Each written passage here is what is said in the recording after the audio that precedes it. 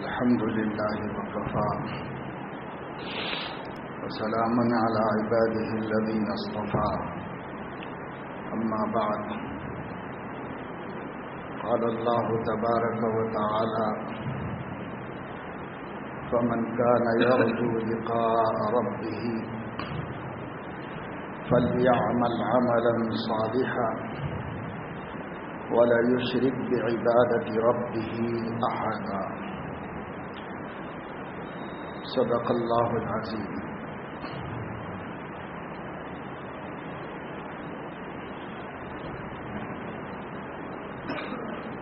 اللہ تعالی نے انسانی مخلوق کو ایک آزمائش اور امتحان میں ڈال کر اس دنیا میں وجود بخشا ہے.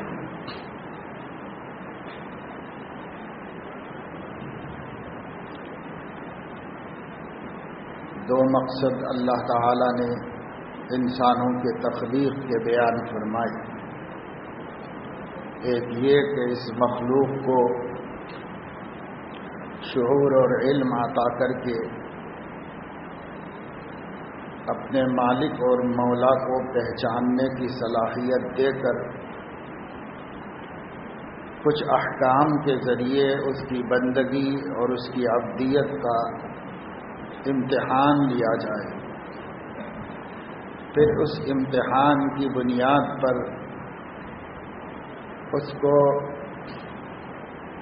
اس کا بدلہ دیا جائے. اس کے لیے دو جہاں کی ضرورت تھی. اللہ پاک نے دو عالم پیدا فرمائے. ایک یہ دار دنیا جس کو العاجلہ بھی کہا جاتا ہے.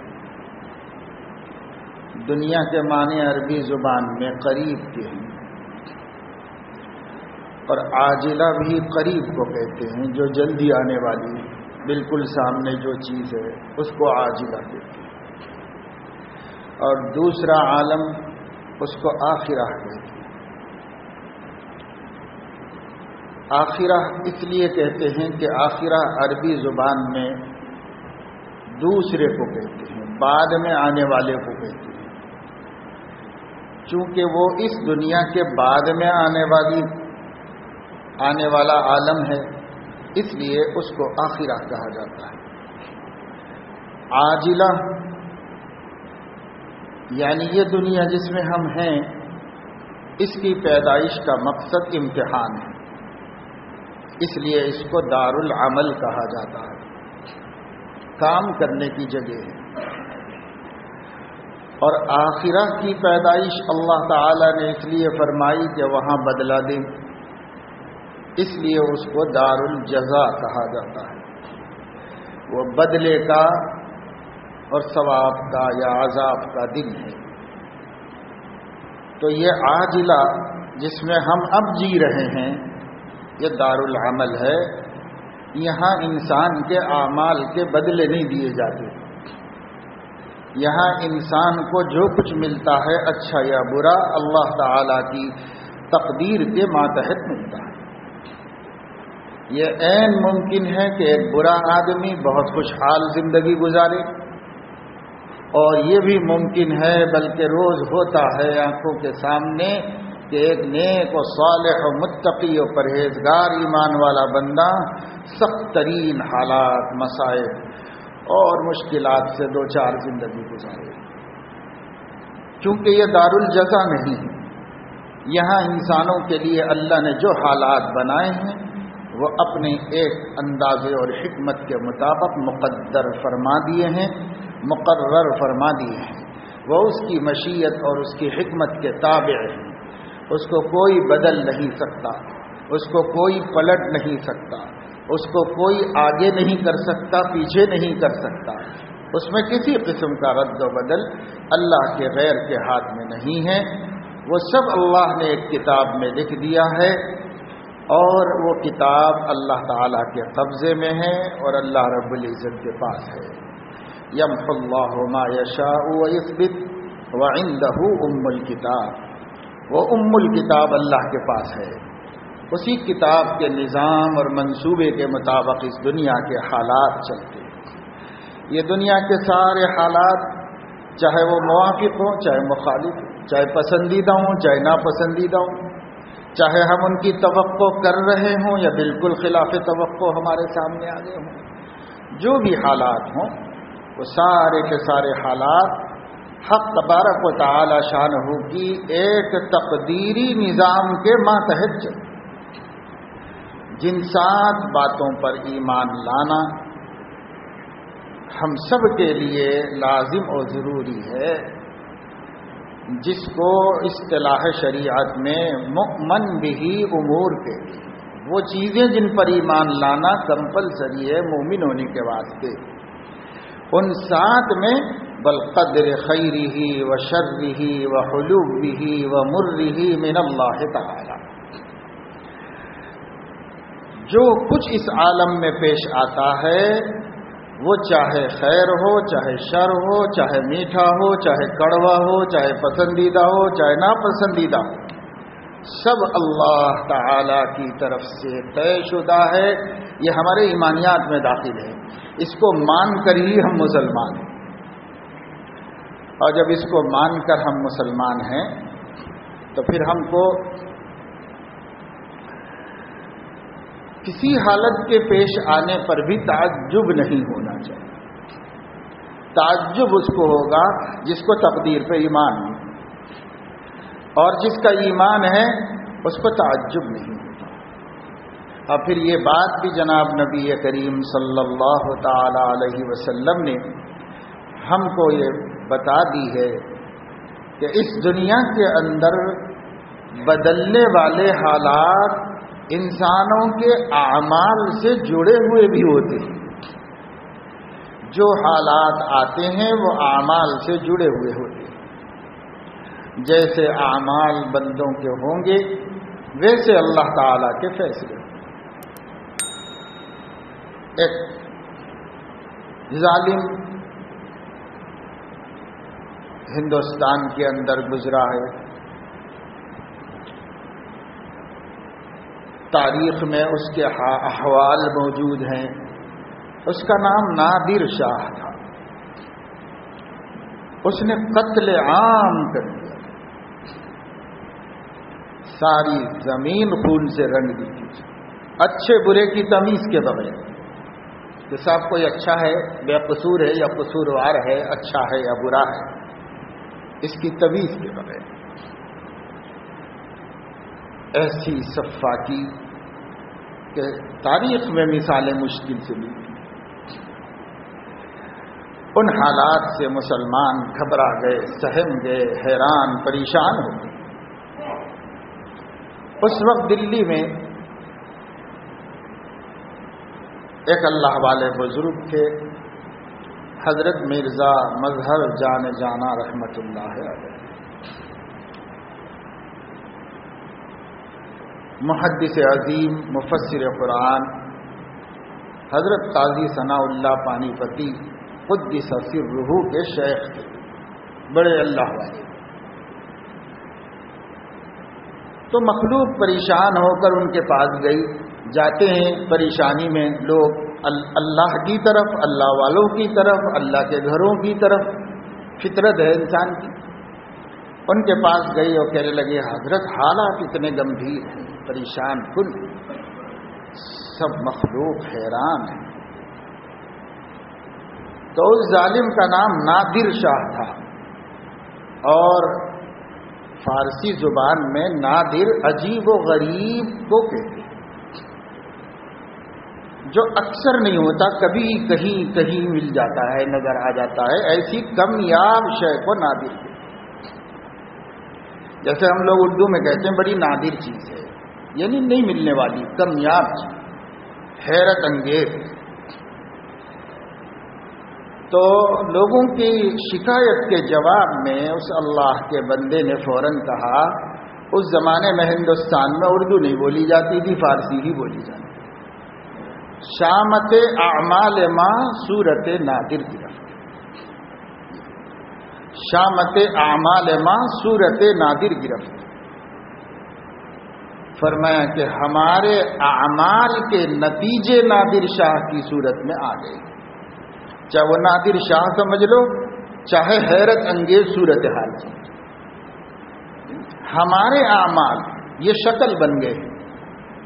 واقعہ یہ ہے کہ انسانوں پر جو حالات بھی آتے ہیں اور انسانی عوام پر جیسے لوگوں کو بھی مسلط کیا جاتا ہے، ایمان یہ بتاتا ہے کہ وہ مسلط ہوتے نہیں، وہ مسلط کیے جاتے ہیں اللہ رب العزت کے حکم سے۔ اس لیے حدیث قدسی میں ہے، اگر تم پر ظالم حکمراں ہو جائیں تو انہیں برا نہ کہو، اپنے اعمال کا احتساب کرو، ان کو میں نے مسلط کیا ہے، میں ہٹا سکتا ہوں، تم ان کا کچھ نہیں بگاڑ سکتے، وہ اللہ کے مسلط کیے ہوئے ہوتے ہیں۔ اور اللہ رب العزت اس لیے مسلط کرتا ہے کہ جب قوم بے شعور ہو جائے، قوم بے حس ہو جائے، قوم اپنے اعمال کے نتائج پر ایک لمحہ سوچنے کے لیے تیار نہ ہو، قوم اپنی بدعمالیاں اور اپنے گناہوں اور اپنی نافرمانیوں، خدا بیزاریوں، دین دشمنیوں پر خود اتر آئے اور اللہ اس کو مہلت پر مہلت دیتا چلا جائے اور نعمت پر نعمت دیتا چلا جائے، اب کوئی ان کو اس کی وجہ سے ہوش نہ آئے، تو یہ حالت زیادہ دیر نہیں چلتی، کچھ مہلت کے بعد پھر اللہ رب العزت ڈوری کھینچتے ہیں اور اللہ رب العزت انسان کو دکھاتے ہیں کہ کسی غلط فہمی میں مبتلا مت رہو، کسی خوش فہمی میں مبتلا مت رہو، آسمان ابھی اپنا کام کر رہا ہے اور مقتدر اعلیٰ کا اقتدار قائم ہے، وہ اپنے اقتدار کو ظاہر کرے۔ یہ نا موافق یا ناپسندیدہ حالات جو ہمارے سامنے ہیں، یہ مقتدر اعلیٰ کا اقتدار ہے، حق تعالی شانہ کا اقتدار ہے۔ اس نے قرآن میں فرما دیا ہے، ان اللہ لا یغیر ما بقوم حتی یغیروا ما بانفسہم، میں اپنے سے تو حالات بدلتا نہیں جب تک کہ قوم خود اپنے حالات بدلنے کا ارادہ نہ کرے۔ ایک ہے انفرادی مصیبت، وہ انفرادی مصیبت تو اللہ کی تقدیر سے بندوں کی آزمائش کے لیے آتی رہتی ہے، جاتی رہتی ہے، وہ سب کے ساتھ ہے، وہ اللہ کے حکم سے ہے، اور جو اس سے راضی ہے اللہ اس سے راضی ہے۔ اور ایک ہے اجتماعی مصیبت، پورے ملک پر آئے، پورے عالم پر آئے، پوری قوم پر آئے، یہ اجتماعی مصیبت ہے۔ یہ اجتماعی مصیبت اللہ تعالی نے بندوں کے لیے زبردستی طے نہیں کی ہے، بندوں کے حالات سے جوڑ کر رکھی۔ جیسے حالات بھیجیں گے ویسے فیصلے اللہ کی طرف سے آئیں گے، جو اعمال فرشتے لے کر جائیں گے اللہ تعالیٰ انہی اعمال کے مطابق بندوں کے ساتھ معاملہ فرمائے گا۔ اس لیے ما اصابکم من مصیبت فبما کسبت ایدیکم ویعفو عن کثیر، تم کو جو بھی مصیبت آتی ہے وہ تمہارے دو ہاتھ کی کمائی ہے، اور ہم نے تو بہت مہلت دی اور بہت معاف کیا، بہت مہلت دی، بہت معاف کیا۔ اس ملک میں مسلمانوں کو صدیوں اللہ نے مہلت دی، صدیوں مہلت دی، برس دو برس کی بات نہیں ہے، صدیوں مہلت اللہ پاک نے دی۔ جب امن ملا بغاوت و نافرمانی پہ جری ہو گئے، جب مصیبتیں آئیں تو شکایت و جزا و فضا پہ آ گئے، نہ مصیبت میں صبر کیا نہ نعمتوں میں شکر کیا، تو اللہ تعالیٰ نے دیکھا اب ان کی اصلاح سے نہیں ہوگی، اب اللہ تعالیٰ نے حالات بدلے اور حالات بدلتے ہی چلے جائیں۔ ابھی ہم کیا بدلے؟ کہا جاتا ہے ابتدائے عشق ہے، ڈرتا ہے کیا، آگے آگے دیکھیے ہوتا ہے کیا۔ ابھی تو یہ اللہ کی آزمائشوں کی ابتدا ہے، اور اللہ بچائے اگر وہ یہ سلسلہ آگے بڑھا دے گا اور اس سے پہلے قوم کو شعور نہیں آئے گا کہ ہمارا کوئی مالک ہے، کوئی مولائے مختار ہے جس نے ہمیں پیدا کیا ہے، جو ہمارا مالک ہے، جو ہمارا رب ہے، جس نے ہماری آنکھوں میں روشنی دی ہے، ہمارے کانوں میں سنوائی رکھی ہے، ہماری زبان کو گویائی دی ہے، ہمارا دل دھڑکا رہا ہے، ہمارا دماغ سوچوا رہا ہے، ہمارے رگوں میں خون کو دوڑا رہا ہے، ہمیں غذا پیدا کر کے دے رہا ہے، وہی مولا بارش برسا رہا ہے، اسی مولا کے حکم سے نباتات اگ رہی ہیں، درختوں پہ پھل لگ رہے ہیں، پھول خوشبو دے رہا ہے، پانی بہہ رہا ہے، سمندر موجیں مار رہا ہے، کھیتیاں لہلہا رہی ہیں، جو کچھ عالم میں ہو رہا ہے سب ہمارے ایک مولا کے حکم سے ہے۔ یہ سورج اسی کے حکم سے نکلتا ہے اور اسی کے حکم سے ڈوبتا ہے، یہ چاند اسی کے حکم سے نمودار ہوتا ہے، یہ ستارے اسی کے حکم سے جگمگاتے ہیں، رات دن کو اس کے حکم سے ختم کرتی ہے اور دن رات کو اس کے حکم سے ختم کرتا ہے، اور پھر کبھی رات لمبی ہوتی ہے دن میں گھس جاتی ہے، اور کبھی دن لمبا ہوتا ہے رات میں گھس جاتا ہے۔ یولج اللیل فی النہار ویولج النہار فی اللیل، اللہ تعالیٰ کر رہا ہے، اور یہ مالک کو ہم جاننے کے لیے تیار نہیں ہیں، اس مالک کو ماننے کے لیے تیار نہیں ہیں، اتنا بھی اس کے بڑے پن کو تسلیم نہیں کر رہے ہیں جتنا باپ کے بڑے پن کو تسلیم کر رہے ہیں، اتنا بھی ہم اس کی بڑائی کو نہیں مان رہے ہیں جتنا اپنے آفیسر کی بڑائی کو مان رہے ہیں، ہم اتنا بھی اس کی بڑائی کو نہیں مان رہے ہیں جتنا ہم اپنے حکمرانوں کی بڑائی کو مان رہے ہیں۔ اور واقعہ یہ ہے، خود کو جتنا بڑا سمجھتے ہیں خدا کو اتنا بڑا سمجھنے کے لیے تیار ہیں۔ جب عملاً بندوں کا یہ حال ہوگا تو اللہ تعالیٰ جو کچھ بھی کرے کم ہے۔ اللہ کسی مجبور کا نام نہیں ہے، اللہ تعالیٰ کسی معذور کا نام نہیں ہے، اللہ تعالیٰ کسی کے پریشر اور دباؤ میں رہنے والی ہستی کا نام نہیں ہے۔ اللہ تعالیٰ کہ جیسے کچھ اور لوگ نہیں ہیں کہ جن سے وہ ڈرے اور خوف کرے۔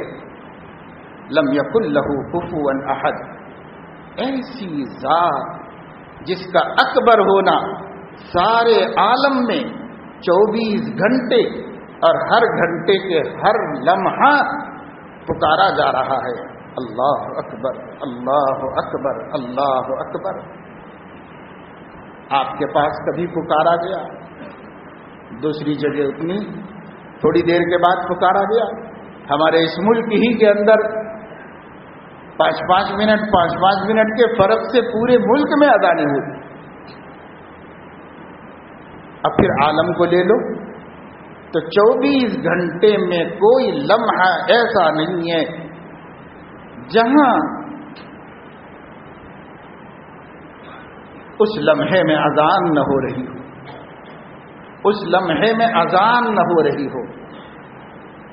اب تو سیٹلائٹ کے ذریعے لوگوں نے تحقیق بھی کر کے بتا دیا کہ جب دنیا پر نظر ڈالی جاتی ہے اور دنیا کے احوال کو آسمان سے دیکھا جاتا ہے، مصنوعی سیاروں سے ان کی خبر مانگی جاتی ہے، کوئی لمحہ عالم میں ایسا نہیں ہے جب اللہ اکبر نہ کہا جا رہا ہے۔ یہ حجت ہے اللہ کی بندوں کے اوپر، اللہ کی حجت ہے بندوں کے اوپر۔ اللہ قیامت میں پوچھے گا، دنیا کے کسی خطے میں تو رہا ہوگا؟ اگر کوئی بندہ اس زمین پر ایک لمحہ سانس لے کر مر جائے، اس بچے نے بھی اللہ اکبر کو سنا ہوگا، اس لیے کہ کہیں نہ کہیں عالم میں اللہ اکبر کہا گیا ہوگا۔ یہ اللہ اکبر ہے، کیوں اس کو دہرایا گیا، کیوں اس کو اتنا پھیلایا گیا؟ تاکہ اس کے بندوں کو یاد رہے کہ اس کا کوئی بڑا ہے، وہ بڑا نہیں ہے، اس کا کوئی بڑا ہے۔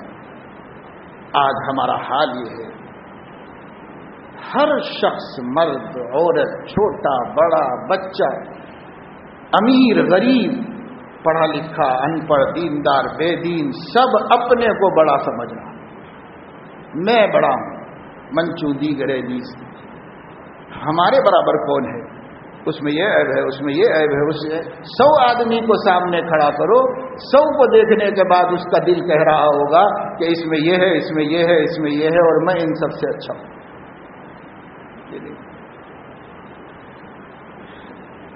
جب اللہ تعالیٰ نے یہ نظام بنایا کہ ہر لمحہ بندے کا ضمیر پکارے اللہ اکبر اللہ اکبر، اس لیے کہ اس کے کان سن رہے ہوں گے، اور اگر کان نہیں سن رہے ہوں گے تو اس کی احساس سن رہا ہوگا۔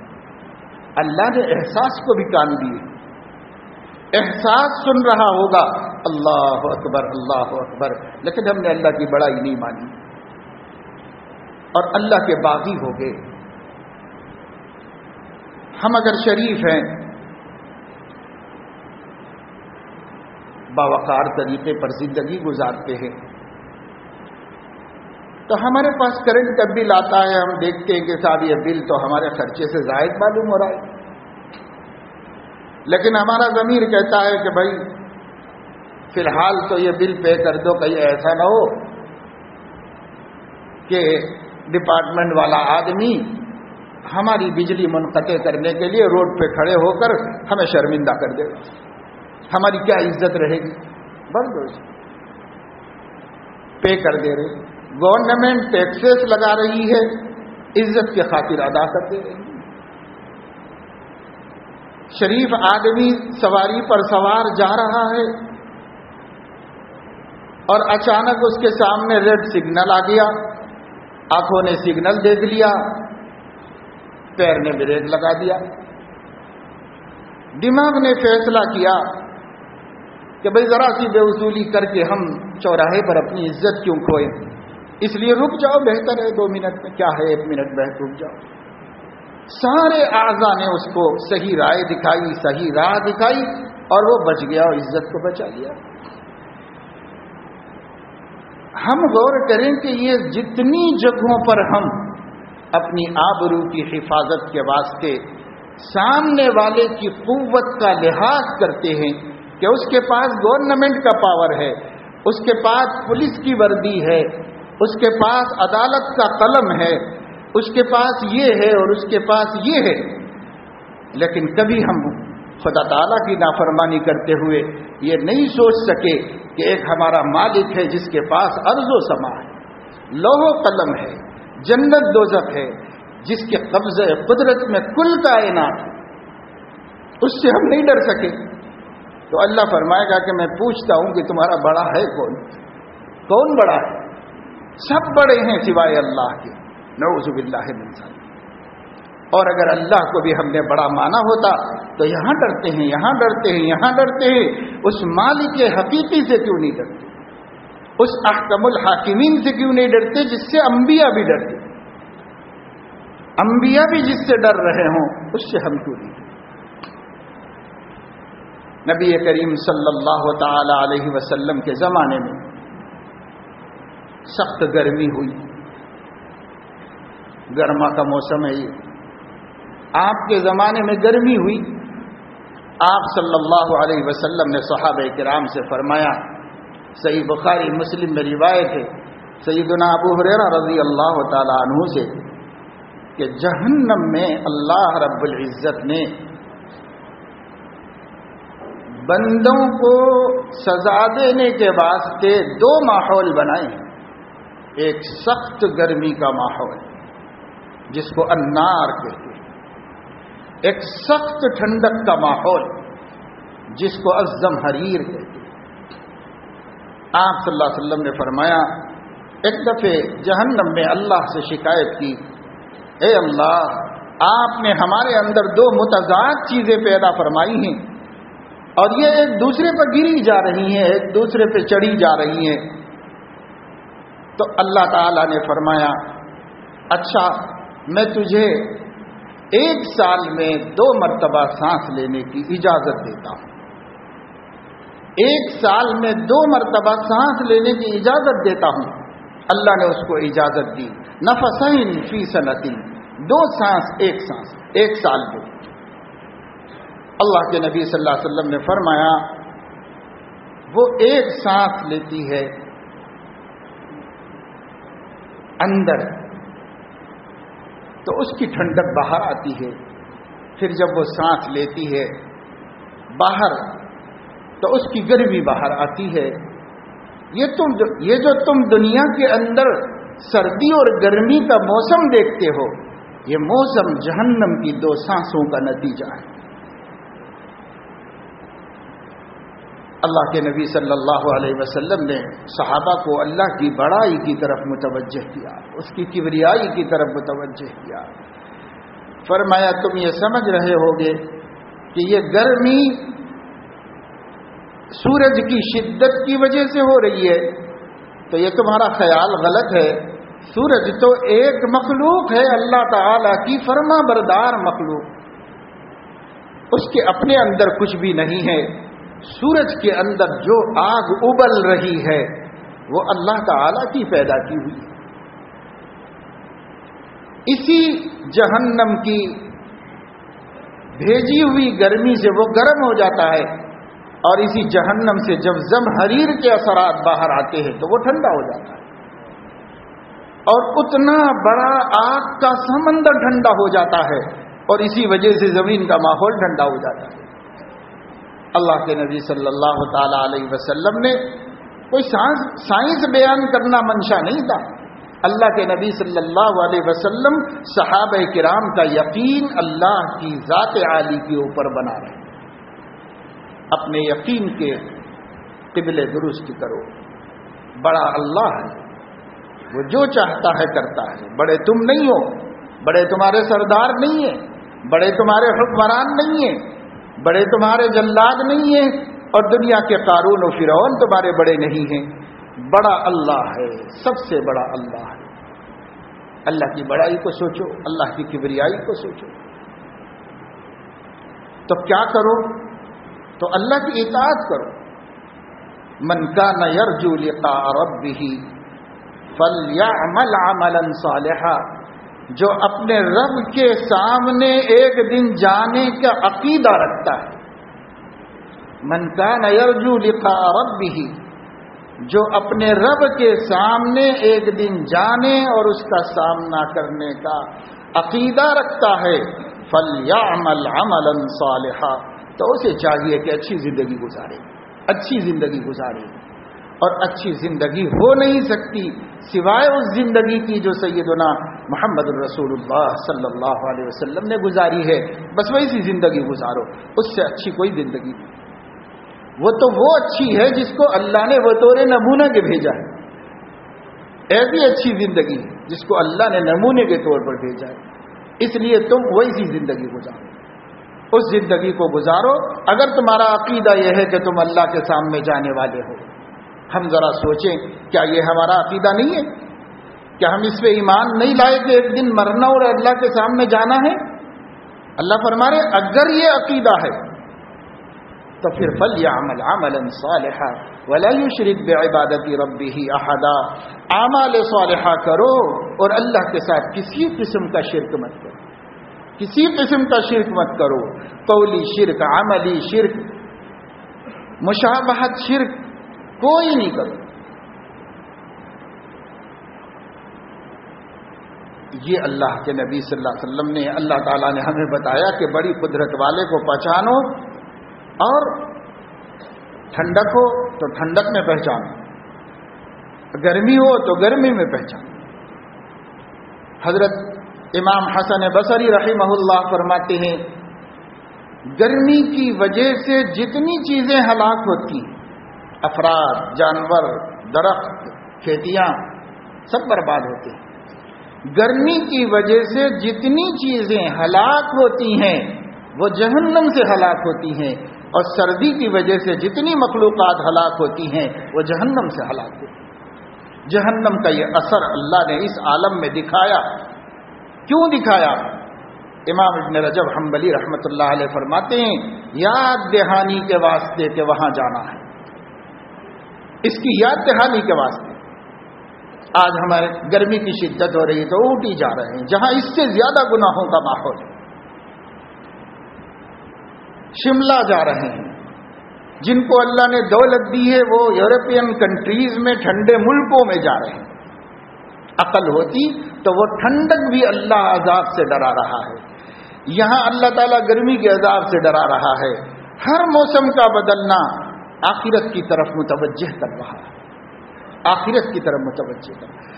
انسان گرما کی شدت کی وجہ سے ایسی جگہوں کا انتخاب نہیں کر رہا ہے جن جگہوں میں گرما گزار کر ایمان کو تازگی اور روح کو ٹھنڈک عطا کی جائے اور آخرت کو بنایا جائے اور اللہ رسول کی آنکھوں کی ٹھنڈک ہم خود بن جائے.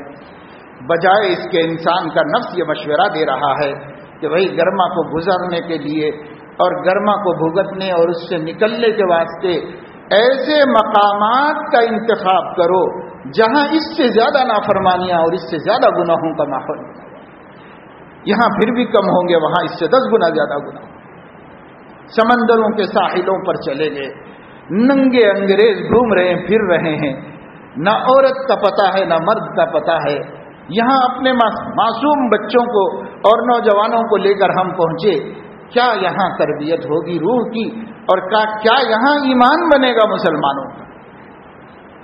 لیکن یہ مسلمان یہی کر رہے ہیں, یہی سب مسلمان کر رہے ہیں. خدا کے واسطے غور کرو. اسباب کے درجے میں انسان کو گرمی میں راحت کا سبب اختیار کرنا منع نہیں ہے, اور کسی تفریحی مقام پر پہنچ کر اپنی جسمانی راحت حاصل کرنا بھی اسلام میں منع نہیں ہے. لیکن ذرا یہ بھی دیکھ لو کہ وہ جسم کو تو راحت پہنچا دے گا اور روح کو ہلاک کر دے گا, اور وہ ماحول آنکھوں کو تو اور نفس کو تو لذت دے دے گا مگر ایمان کو جھلسا کے رکھ دے گا. تو ہمیں فیصلہ کرنا ہے کہ اس کی قربانی دینی ہے یا اس کی قربانی دینی ہے, یہ فیصلہ کرنا ہے.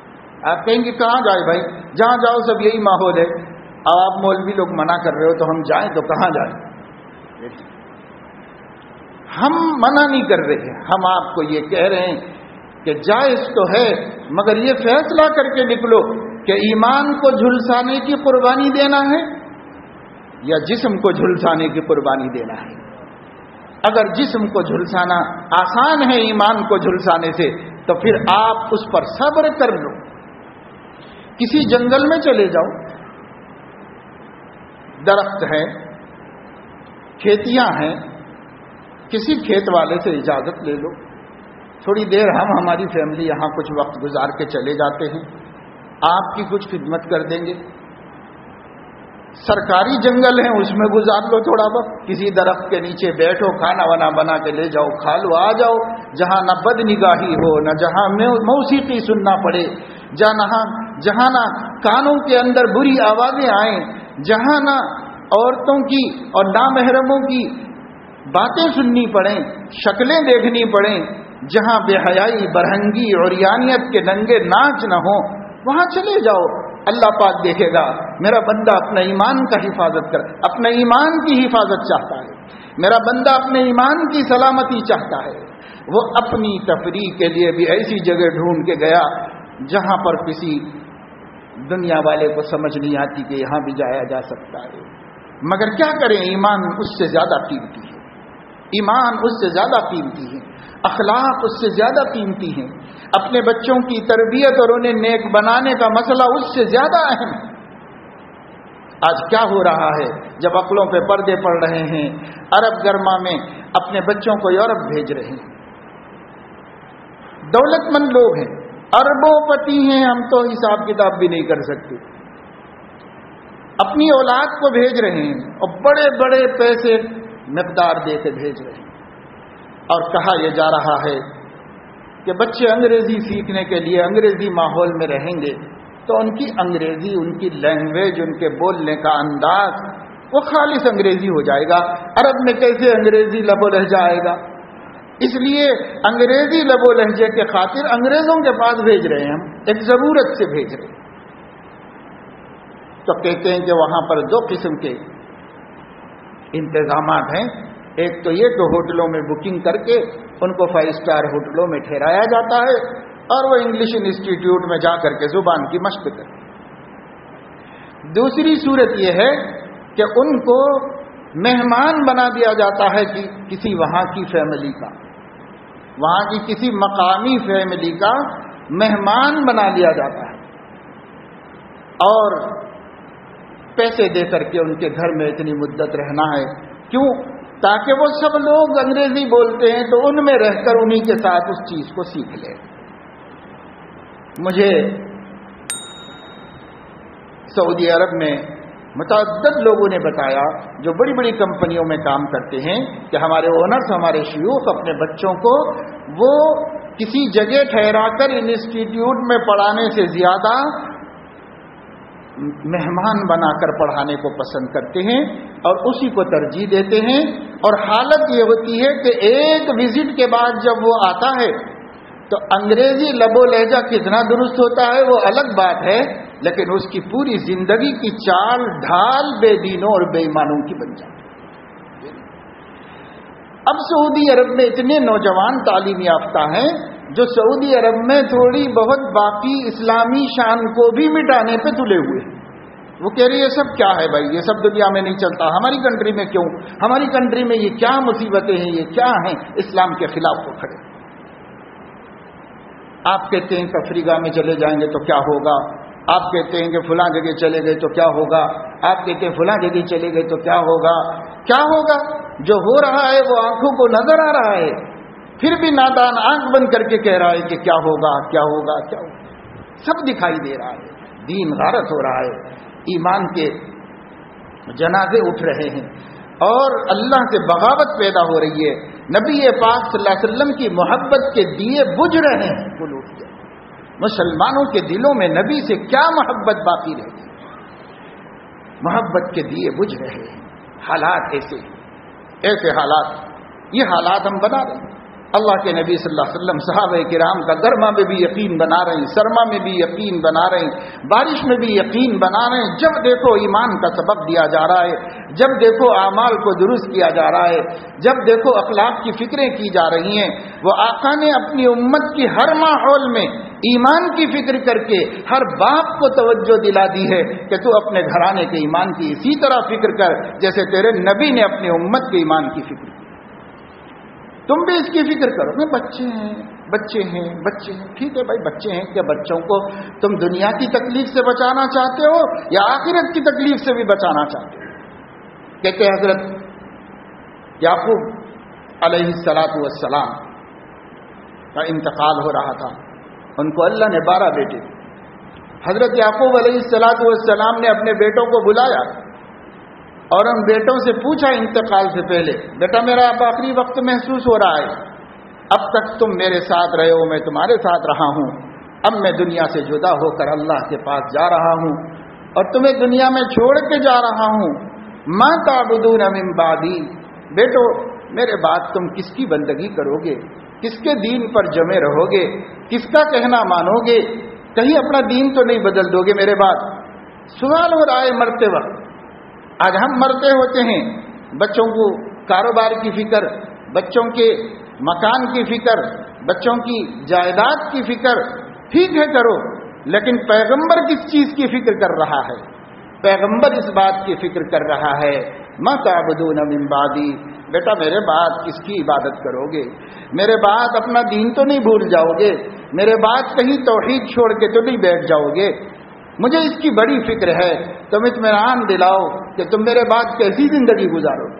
کہنے لگے نعبد الہک و الہ آبائک ابراہیم و اسماعیل و اسحاق الہا واحدا ونحن له مسلمون. ابا آرام سے مت جائیے، فکر مت کیجیے ہماری، آپ نے جو دین دیا ہے آپ کے اور آپ کے باپ دادا اسحاق ابراہیم اسماعیل کے دین پر رہیں گے، پیغمبروں کا رستہ نہیں چھوڑیں گے، پیغمبروں کے دین سے نہیں ہٹیں گے ہم. وَنَحْنُ لَهُ مُسْلِمُونَ، ہم اللہ کے فرما بردار رہیں گے. آپ اطمینان رکھیں. بچوں کی اس اطمینان نے پیغمبر باپ کی موت کو آسان کر کہ بچے ہمارے دین پہ رہیں گے، بچے ہمارے توحید پر رہیں گے. آج ہمیں بھی کچھ فکر ہے کہ ہمارے بچے کس پہ رہیں گے. आवारा हो रहे हैं, ड्रग्स के आदी हो रहे हैं, भंग पी रहे हैं, नशे की चीजों को अपना आदत में बना लिया है। बच्चे नहीं, बच्चियां नशा कर रही हैं, और ऐसे हालात मुसलमानों के हो रहे हैं। और ये सब कुछ है, बाप को कोई एहसास है कि आखिर एक मुसलमान हूँ, अल्लाह के नबी को मुंह दिखाऊंगा मरने के बाद, मेरे बच्चों के बारे में पूछेंगे कैसी उम्मत छोड़ के आए हो, तो मैं किस उम्मत को पेश करूं नबी के साथ? भंग और चरस की आदि उम्मत को पेश करूं, सिगरेट और गांजे की आदि को पेश करूं, बदकारी करने वालों को पेश करूं, गैरों की लड़कियों के साथ सुबह शाम करने वालों को पेश करूं? मैं कैसी उम्मत अल्लाह के नबी के सामने पेश करूं कि आपकी उम्मत को ऐसा बना के आया हूं अपने घर में, कमा कमा के उनको गुनहगार और नाफरमान बनाया हूं, और उनके दिलों से आपकी और आपके खुदा की मोहब्बत निकाल के आया हूं। कैसी उम्मत पेश करेंगे? अपनी उम्मत को देख लो, अपने घर को देख लो, हम कैसी उम्मत पेश करने वाले अल्लाह के सामने। इसलिए पैगंबरों की ये फिक्र बता रही है, हर मोमिन बाप को इसकी फिक्र होनी चाहिए, इसका एहसास होना चाहिए। मुफस्सिरीन लिखते हैं, यूसुफ अलैहिस्सलातु वस्सलाम बड़ी आजमाइशों से गुजरने के बाद एक दिन वो वक्त भी आया कि जब सारे राज फाश हो गए, भाइयों ने माफ़ी मांगी, हजरत यूसुफ ने माफ़ कर दिया, और उसके बाद हुक्म दिया कि आप जाओ, सब घर वाले कनान से मिस्र आ जाओ, अब्बा को भी ला लो, अम्मी को भी ला लो, और सब भाई आ जाओ। अल्लाह ने मुझे इक़्तिदार दिया, अल्लाह ने मुझे गालिब किया, हर बुरा चाहने वाले का बुरा हुआ, मगर मुझे अल्लाह ने गलबा अता फरमा दिया। आ जाओ यहीं पर, सबको माफ़ कर दिया, सब मिलजुल के खुशी से रहेंगे। सब खानदान को बुला लिया। जब उनकी फैमिली आई तो हजरत यूसुफ अलैहिस्सलाम ने अपने अब्बा का इस्तकबाल करने के वास्ते शहर से 30 कोस तक बाहर सड़कें धुलवाई, साफ सुथरी कराई, रोशनी का बंदोबस्त किया। मुअर्रिखीन लिखते हैं कि उस वक्त बुक़ाए अर्ज़ ऐसा जगमगा रहा था जैसे अंधेरे के वक्त में आसमान पर सितारे जगमगाते हुए, ऐसे जमीन को जगमगा दिया। हजरत यूसुफ अलैहिस्सलाम ने अपने अब्बा पैगंबर वक्त हजरत याकूब के इस्तक़बाल। हजरत याकूब आए, तख्त पर बैठे, साथ में सब लोग बैठ गए। हजरत यूसुफ ने पूछा, अब्बा एक बात का इश्काल है, वो पूछना चाहता हूं। क्या? कहा कि आप तो पैगंबर वक्त हैं, आपने हमें बचपन में यकीन सिखाया, ईमान सिखाया, अल्लाह पे भरोसा करना सिखाया। अगर आपका एक बच्चा गायब हो गया था और आप उससे महरूम और जुदा हो गए थे, तो आप इतना रोए, इतना रोए, इतना रोए कि फहुआ कज़ीम, रोते रोते रोते आप अंधे हो गए, नाबीना हो गए, आंखों का पानी खुश्क हो गया, इतना रोया एक बच्चे की जुदाई पर। क्या आपने अल्लाह पर एतमाद और तवक्कुल नहीं किया? कहने लगे, बेटा अल्लाह पर तो बहुत एतमाद और तवक्कुल था, तभी तो मैं बच्चों से कहता था कि मेरा यूसुफ मौजूद है, कहीं नहीं गया, ढूंढो तलाश करो, ये कहता रहता था मैं। और वो लोग मुझे कहते थे, इन्नका लफी ज़लालिकल क़दीम, आप अभी यूसुफ को भूलते ही नहीं है, हमेशा उसी का नाम लेते रहते हैं, हम 11 मौजूद हैं, हमें नहीं उसको याद करते। मुझे इतना यकीन था कि तू कहीं नहीं गया तो वापस मुझे मिलेगा। लेकिन मेरा जो गम था और जिस पर मेरी आंखें रोती थी और रोती रोती खुश्क हो गई थी, वो ये था कि मेरा बच्चा किस माहौल में गया होगा, कहीं बेदीनों के माहौल में तो नहीं पहुंच गया, कहीं उसका ईमान तो लोगों ने खराब नहीं कर दिया, कहीं उसको तौहीद से तो नहीं हटा दिया गया। इस गम में घुलता था मैं, और तेरे न मिलने का यकीन, तेरे मिलने का यकीन तो था मुझे। अब बताइए, ये पैगंबरों की शान है, पैगंबर दीन का ये फिक्र औलाद की तरफ गर्मा है। अल्लाह के नबी सल्लल्लाहु ताला अलैहि वसल्लम ने एक मर्तबा देखा, एक आदमी आपके ज़माने में सहरा में बैठा हुआ है और उसने कपड़े उतार रखे हैं, सख्त गर्मी और धूप थी और उस धूप से तप रहा था और अपने नफ्स से कह रहा था कि ज़व्विक़ी, मज़ा चख इस आग का, इस जहन्नम का, और नारो जहन्नम अशद्दु हर्रा, जहन्नम की आग तो देख इससे भी बढ़कर शदीद है, और तेरा हाल ये है कि बस लज्जतें चाहिए, नाफरमानियां चाहिए, मासियतें चाहिए, اس میں تو پڑا ہوا ہے، ذرا مزہ چکھ یہ سورج کا، یہ کتنا گرم ہے، اور پھر جس جہنم کی گرمی سے یہ سورج تپا رہا ہے، اس جہنم میں جا کر کیا کرے گا؟ اللہ کے نبی صلی اللہ تعالی علیہ وسلم نے اس شخص کو دیکھا، فرمایا یہ کیا کرتا ہے؟ وہ یہ کہتا یا رسول اللہ نفس غالب آ گیا ہے، اب بہت ستا رہا ہے مجھے، میں اس کو بتا رہا ہوں کہ یہ گرمی دیکھ، اور نار جہنم اشد حرا، اس کی گرمی تو اس سے کہیں بڑھ کر کے ہے، میں اس کو سکھا رہا ہوں، بتا رہا ہوں۔ اللہ کے نبی صلی اللہ علیہ وسلم نے فرمایا جو اللہ تعالی کی گرمی کی شدت کو محسوس کرے اور اس کے بعد یوں کہے لا الہ الا اللہ اللہم نجنی من النار، تو اللہ تعالی جہنم سے فرماتا ہے اے جہنم، میرے ایک بندے نے تیری گرمی سے پناہ مانگی ہے، تو گواہ رہے میں اس بندے کو پناہ دے رہا ہوں۔ اللہ پاک پناہ دیتے، اور فرمایا سخت سردی میں اگر کوئی آدمی یوں کہے لا الہ الا اللہ اللہم نجنی من الزمہریر، اے اللہ آپ ہی واحد خدا ہیں، مجھے جہنم کی ٹھنڈک سے نجات عطا فرما دیجئے، تو اللہ جہنم سے کہتے ہیں اے جہنم، ایک بندہ ہے جو تجھ سے تیری ٹھنڈک سے پناہ مانگ رہا ہے، میں اس کو اپنی پناہ میں لے لیا ہوں اور حفاظت میں کر لیا ہوں۔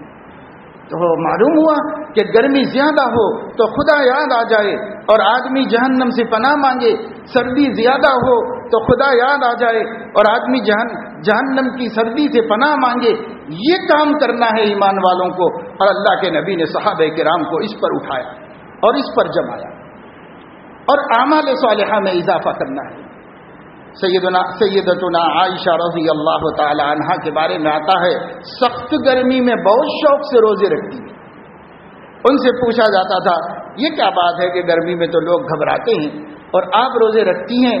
تو فرمایا کرتی تھی کہ جہنم کا تصور مجھ سے روزے رکھوا لیتا ہے، مجھ سے روزے رکھوا لیتا ہے۔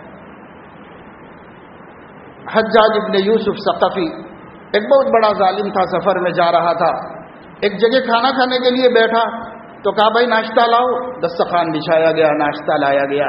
ایک بدو گاؤں سے کہیں سے گزر رہا تھا، سخت گرمی تھی، بلایا، کہا تو بھی کھا لے میرے ساتھ کھانا۔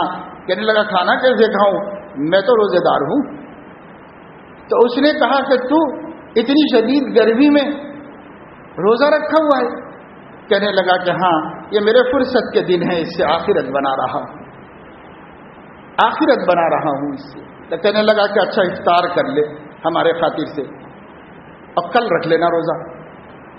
تو اس بدو نے پوچھا کہ کل تک میری زندگی کی ضمانت دو گے؟ کہا میں کہاں سے دوں ضمانت، وہ میرے اختیار میں نہیں۔ کہا جو چیز تیرے اختیار میں نہیں اس میں مجھے خسارے میں کیوں ڈال رہا؟ ایسے اللہ کے بندے جن کو ہمت حاصل ہوتی تھی، حالات سے اور سبق لیتے تھے، اپنے اعمال کو بدلتے تھے۔ میرے دوستو سیاسی ماحول بھی گرم ہے اور موسم بھی گرم ہے اور حالات بھی گرم ہیں، عافیت اللہ کی طرف پلٹنے میں ہے، اللہ کی طرف رجوع کرنے میں ہے، اللہ ہی سب حالات کا بدلنے والا ہے، لیکن ہم اللہ کی طرف پلٹنے کے لیے تیار نہیں ہیں۔ ہم اللہ کی طرف پلٹنے کا ارادہ کریں۔ جب ہم اللہ کی طرف پلٹیں گے، اللہ کے سامنے جبین نیاز جھکائیں گے، گناہوں کا اقرار کریں گے، حالات کو بدلنے کا ارادہ کریں گے، اپنی زندگیوں میں تبدیلیاں خوشگوار لائیں گے، فَلْيَعْمَلْ عَمَلًا صَالِحًا، نبی والی زندگی پہ چلنے کے لیے تیار ہو جائیں گے تو اللہ تعالی حالات کو بدلے گا، اللہ تعالی حالات کو بدلے گا۔ اس لیے اللہ ہی کی طرف رجوع ہونا ہے۔ بیٹھ کے تبصرے کرنے سے، اخباروں میں آرٹیکلز لکھ لینے سے، مراسلے بھیج دینے سے، اپنی اپنی رائےوں کو بیان کر لینے سے، پیپر پڑھ کے دیوان خانوں میں بیٹھ کر تبصرے کر لینے سے کہ ایسا ہوا الیکشن، ایسا ہوا، یہ دھاندلی ہوئی، وہ ہوا، فلاں ہوا، کچھ ملنے والا نہیں ہے اور کچھ ہونے والا نہیں ہے۔ جو ہونا تھا وہ اللہ کی قدرت سے ہو گیا، اور جو ہونا ہے وہ اللہ کی قدرت سے ہوگا۔ اللہ کی طرف پلٹو، توبوا الی اللہ جمیعا ایھا المؤمنون لعلکم تفلحون، وآخر دعوانا الحمد للہ۔